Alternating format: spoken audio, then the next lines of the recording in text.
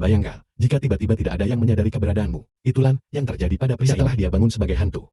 Sekarang dia harus menyelesaikan apa yang terjadi dan mencoba berkomunikasi dengan orang lain. Kita mulai dengan sekelompok orang di meja makan. Di luar rumah mereka, merayakan Nick. Ibunya sedang memberikan pidato, dan dia menyebutkan bahwa ayah Nick terlambat, memanjang, dan meninggalkan meja. Dia pergi untuk memotong kue yang memiliki wajahnya di atasnya. Lalu masuk ke dalam rumah. Duduk di bangku, dan menodongkan pistol ke wajahnya. Tepat sebelum dia menembak, dia bangun. Itu semua hanya mimpi. Sekarang dia sedang sarapan bersama mamanya, dan itu terlihat lucu. Sarapan tersenyum untuk pria dewasa. Dia bertanya pada ibunya jika dia telah memikirkan kursus beberapa penulis di London yang ingin dia tuju, dan sepertinya dia tidak mendukungnya. Jadi dia mengubah senyum di sarapannya menjadi cemberut. Betapa lucunya sekarang dia dalam perjalanan ke sekolah dengan sepedanya. Di sekolah kami melihatnya melakukan pertukaran bisnis. Dia mengerjakan pekerjaan rumah untuk setelah menyerahkan pekerjaan rumah, pacarnya berlindung padanya. Menanyakan apakah dia akan datang untuk pesta besok malam. Dia bilang dia tidak bisa, karena dia akan selanjutnya sibuk. Kita melihat dua pria dan mencoba untuk mendapatkan uang dari orang ini. Rupanya dia berutang pada mereka sebagai pemimpin geng. Annie mengancamnya dengan pisau. Tapi dia tidak benar-benar melakukan apa-apa kecuali menggaruknya di jari. Sekarang kita berada di kelas dan seorang pria membaca pekerjaan rumahnya ke kelas. Guru meminta Nick untuk mengatasinya. Dia pergi ke depan kelas, duduk di atas meja, dan membaca karyanya sendiri. Itu puisi yang bagus. Tapi teman-teman sekelasnya tampak bosan keluar dari pikiran mereka. Bel berbunyi. Mereka semua mengemasi tas mereka. Para murid ini sudah berada di kantin. Pria yang tergores adalah sahabat Nick, Pat. Nick memberitahu Pat bahwa dia harus membela dirinya dan jangan biarkan orang menyergapnya. Pat bilang kamu tidak bisa. Jadi Nick pergi berjuang untuk temannya. Dia pergi dan melunasi hutang Pat dan berbisik di telinga Annie. Kamu sangat hancur, Bung. Benar-benar berpikir dia akan lolos begitu saja. Annie hanya memberikannya beberapa detik, kemudian menyerangnya mendaratkan beberapa pukulan di wajahnya. Sekarang dua dari mereka sedang menunggu untuk memiliki sedikit hati ke hati. Dia mengatakan kepadanya bahwa dia tidak lebih baik dari dia mengakui bahwa dia munafik. Kemudian kepala sekolah datang dan mengirim Annie pulang. Dia menoleh ke Nick dan menyuruhnya berhenti membuang waktunya untuk jiwa-jiwa yang hilang. Dia tidak punya masa depan. Kamu jangan mengecewakan kami. Dia bilang satu-satunya jawaban Nick adalah, bisakah aku pergi sekarang? Lalu kita melihat Annie kembali ke rumah. Ibu tirinya telah membuatkan kakaknya makan malam. Jadi dia mengonfrontasinya tentang hal itu. Menyebabkan pertengkaran antara ayah dan ibu tirinya. Tapi Annie baru saja naik ke atas dan membuat sandwich untuk kakaknya Victor. Victor bertanya, apakah dia akan keluar malam? Dia bilangnya kamu bisa melihat perubahan suasana hati anak laki-laki. Di rumah Nick kita melihat Pat tiba dan menggodanya tentang dipukuli oleh seorang gadis. Berhubungan Pat sekarang bertanya pada Nick tentang pesta yang sama. Dan Nick bilang, ya bahkan tidak akan ada besok. Dia akan berada di London untuk program penulis. Ibu bahkan tidak tahu, tapi dia tetap pergi. Menurutnya dia selalu berusaha untuk mengatur dia secara mikro dan berada di atas segalanya. Tapi dia tidak akan membiarkan dia memiliki yang sekarang kita melihat Annie masuk ke mobil dengan pacarnya Marcus. Mereka pergi untuk merampok toko perhiasan, dan dia memecahkan kaca mengambil beberapa perhiasan. Berlari kembali ke Mercedes, yang Mark baru saja berhenti, dan dia pergi. Keesokan paginya, dan dia bersiap-siap untuk sekolah. Pergi dengan tas. Marcus memintanya untuk meninggalkan tas tapi dia menolak dan mengatakan dia tidak akan melakukan apa-apa. Tapi dia benar-benar melakukan sesuatu. Dia mengambil teleponnya dan menelepon polisi. Oh tikus apa? Di sekolah, kami melihat Annie mengambil tas dan memasukkannya ke dalam lokernya. Dia menutup lokernya. Dia melihat Pat menatapnya ke bawah. Beberapa menit kemudian, polisi muncul. Buka lokernya, temukan toko perhiasan di dalam tas. Membawanya pergi. Dia menelepon Marcus dari stasiun dan memberinya pembaruan. Dia bertanya apakah dia tahu bagaimana mereka tahu. Dan dia bilang dia melakukannya dan dia akan mengurusnya. Apakah kamu benar-benar? Pokoknya setelah panggilan, dia meninggalkan stasiun untuk membalas dendam pada orang yang dia yakin. Membawanya ke polisi. Sekarang kita melihat Pat mengucapkan selamat tinggal pada Nick dan Nick pulang. Di mana ibunya telah mengetahui tentang tiketnya ke London. Rupanya panggilan maskapai untuk mengatakan bahwa waktu penerbangannya telah diubah. Dia mengonfrontasinya tentang hal itu maaf dan mengatakan dia mencoba untuk berbicara tapi dia mencatat hal bahwa dia telah memiliki tiket selama dia akan pergi. Tidak peduli apa yang dia katakan. Tapi dia kaget. Dia hanya akan pergi tanpa mengucapkan sepatah kata. Dia bilang dia merasa seperti dia telah tinggal dengan orang asing. Kini berada di kamarnya bersiap-siap untuk pergi. Dia mengambil jam tangan dan memasukkannya. Lalu kita melihat Pat berjalan cukup cepat dan meledak. Beberapa pria datang dan memukulnya entah dari itu orang-orang aneh. Mereka membawanya. Untuk Annie dia pikir itu, dia ratap dia keluar. Jadi dia memukulinya. Mencoba membuatnya mengakui sesuatu yang tidak dia lakukan. Penyiksaan terlalu berat untuk dia tangguh. Jadi dia bilang, dia akan memberitahu anak laki-laki siapa yang kamu komunikasikan sekarang. Jawabannya adalah sahabatnya Nick. Baik, Anda hanya perlu memahami alasannya. Itu tidak seperti dia ular atau apa. Hanya diharapkan bahwa Nick akan meninggalkan negara itu sekarang. Dan Annie tidak akan memiliki siapapun untuk tapi sayangnya untuk semua orang. Penerbangan Nick tertunda.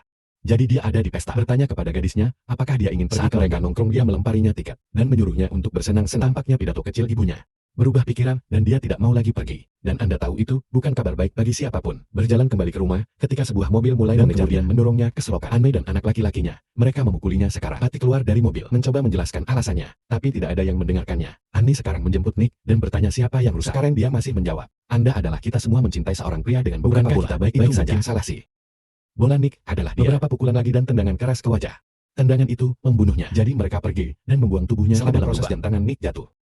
Tidak ada yang menyadarinya. Saya bisa memaafkan Patty sebelumnya, tapi tidak sekarang. Bagaimana Anda membiarkan diri Anda menjadi bagian dari sahabatmu karena menangis dengan keras? dan dia pulang dan mengaku pada Marcus. Dia mengatakan kepadanya bahwa dia bertepuk tangan dan Anda bisa melihat penjualnya di wajah Marcus karena dia tahu pasti bahwa itu bukan orang yang menjualnya. Dia sekarang bertanya, mengapa dia datang kepadanya. Anda tahu saya dalam pembebasan bersyarat. Kenapa kamu datang ke sini? Dia bertanya. Dan mengirimnya pergi. Dia merasa dihianati.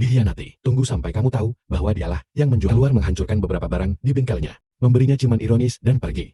Lalu keesokan paginya, kami melihatnya membakar pakaiannya dari tadi malam. Anda tidak akan percaya apa yang kita lihat selanjutnya nih. Dia berjalan keluar dari hutan tampak tanpa cedera. Begitu bersih dan segar dia berjalan ke sekolah. Pergi dan duduk di kelas, tapi inilah masalahnya. Tidak ada yang bisa melihatnya. Bagaimana kamu mengatakannya? Tak terlihat berhubungan. Jadi, tidak ada yang tahu dia ada di kelas. Meskipun dia duduk di sana dan bisa mendengar semua yang mereka menggunakan kesempatan itu untuk mendapatkan beberapa hal dari dia, bahkan gadisnya. Dia memanggilnya Sok dan mengatakan dia selalu berusaha membuat dirinya merasa penting. Tidak bisa mempercayai gadis-gadis ini. Tapi sekali lagi sahabatnya juga mengkhianatinya. Jadi sebenarnya jangan percaya siapapun bro. Pada awalnya dia pikir mereka hanya main-main dengannya. Tapi kemudian dia mengambil sebuah buku, melemparkannya sebagai buku, bahkan tidak pernah meninggalkan meja. Dia kemudian pergi ke telepon kantor kepala sekolah untuk menelepon. Dia tepat di wajah kepala sekolahnya. Tapi kepala sekolah tidak bisa melihat orang ini pasti John Cena. Lalu dia berteriak kepada ibunya. Dapat mendengarnya berbicara dengan detektif tentang tapi dia tidak bisa mendengarnya. Dia berlari pulang sedang dalam perjalanan. Dia pergi melincing ke seseorang di lorong sekolah. Ditabrak mobil yang ditabrak truk. Tapi tidak ada yang benar-benar dalam kehidupan nyata. Dia pulang dan melihat detektif di sekitar rumahnya melakukan segalanya untuk dia mencoba mengeluarkan ibunya dari kesengsaraannya. Dengan mengatakan padanya dia sudah mati. Dia tidak bisa mendengarnya. Sekarang dia hanya berkeliaran di jalanan. Dan jika saya tahu, saya tidak terlihat. Saya akan melakukan lebih dari sekedar berjalan di jalanan. Detektif Brian dan Kat membuat kemajuan dengan penyelidikan mereka. Mereka berbicara dengan kepala sekolah. Siapa yang memberitahu mereka bahwa Nick bertekad mereka menuju ke rumah Annie. Rupanya Brian mengenal Annie ketika dia masih karena ayahnya dulu seorang polisi. Mereka di atas atap bertanya pada Annie apa yang dia lakukan tadi malam. Nick ada di sana untuk mengawasi kebohongannya. Tetapi dia juga mengetahui bahwa Annie karena dia menuduhkannya. Dia melemparkannya dari atap. Tetapi Anda tahu itu tidak berhasil. Para detektif membawa regu pencari ke hutan, di mana tubuh Nick dibuang. Annie menelepon Pete dan menyuruhnya berada di sana. Nick mendengarnya dan terlihat sakit. Dia ada di kamarnya sekarang, dan dia bisa melihat ibunya membaca barang-barangnya. Dia membaca puisi yang dia tulis, dan dia membaca bersamanya. Burung peliharaannya bergabung dengannya di surga tak terlihat. Dia memegangnya di tangannya, dan setelah beberapa detik, itu menghilang. Itu adalah wahyu baginya. Dia bilang aku hidup. Dan dia langsung berlari ke tempat tubuhnya dibuang. Dia mencoba membuat regu pencari menemukannya, tapi dia kurang beruntung dengan manusia. Anjing namun, pertama, sepertinya dia bisa melihat tapi dia berpaling pada detik terakhir. Anjing itu membantu menemukan jam tangan Nick. Sekarang Peter melapor ke Annie dan anggota geng lainnya. Dia merasa mereka akan segera ketahuan. Jadi dia bilang, dia akan pergi untuk melapor ke polisi. Dan dia memberitahunya jika dia masuk penjara juga. Sementara itu, Nick ada di sana mendengarkan semuanya. Dan dia sekarang menyelinap kembali ke rumahnya. Dan dia mencoba mengemasi barang-barangnya dan melarikan diri dan bertanya, apakah dia akan pergi? Dan jangan pernah kembali seperti ibu. Itu cukup memilukan. Annie menangis sekarang. Dia mungkin sedingin batu, tapi dia lembut ketika datang ke anak laki-laki. Dia memberitahu Victor untuk tidak pernah menjadi saran yang sangat baik. Ayahnya masuk ke kamar dan menyuruhnya pergi. Dan dia bilang keren. Tapi jika terjadi sesuatu pada adik laki-lakinya, kembali dan dia akan bertepuk tangan untuknya. Dia meninggalkan rumah dan Nick melakukan salah satu monolognya lagi. Menceritakan dinamika keluarganya yang mengerikan. Tidak memaafkan apapun yang telah dia lakukan. Pencarian di hutan meningkat. Kita bisa melihat helikopter dan ambulans sekarang. Seorang profesional mengatakan, jika Nick masih hidup, dia memiliki atasan 2-3 hari. Sekarang kita mendapatkan visual dari tubuh kita melihat jari-jarinya berkedut. Dia benar-benar hidup. Detektif Brian sekarang pergi untuk berbicara dengan Marcus. Dia bertanya, apakah dia bersama Annie pada Selasa malam? Tentu saja dia bilang ya. Dia kemudian bertanya, apakah dia bersamanya malam sebelumnya? Ketika dia merampok toko perhiasan, dia bilang tidak. Dia tidak tahu apa-apa tentang itu. Tentu saja, Brian tahu Marcus telah dibebaskan bersyarat selama 8 bulan. Dia tidak terlalu menekankan itu. Hanya menjatuhkan kartunya dan memberitahu Marcus untuk menelponnya jika dia ingin berbicara dengannya tentang hilang di sekolahnya. Akhirnya Brian memastikan. Dia memberitahu Marcus bahwa dia tahu persis merek mobil yang dicuri. Pada malam yang sama toko perhiasan itu dirampok. Nick sekarang memberitahu ibunya bagaimana dia akan mengubah apapun untuknya. Karena dia selalu mengendalikan segalanya. Dia berteriak padanya, mengguncangnya, menghamburkan semua yang ada di atas mejanya, melempar kursi melalui jendela. Tapi tentu saja semua itu tidak benar-benar terjadi. Beberapa saat kemudian, ibunya menangis dan mulai menangis. Dia benar-benar menangis dan memanggil nama Nick. Pate sedang berjalan-jalan di bawah hujan. Ketika Marcus datang entah dari mana, meraihnya dan menodongkan pistol ke dadanya.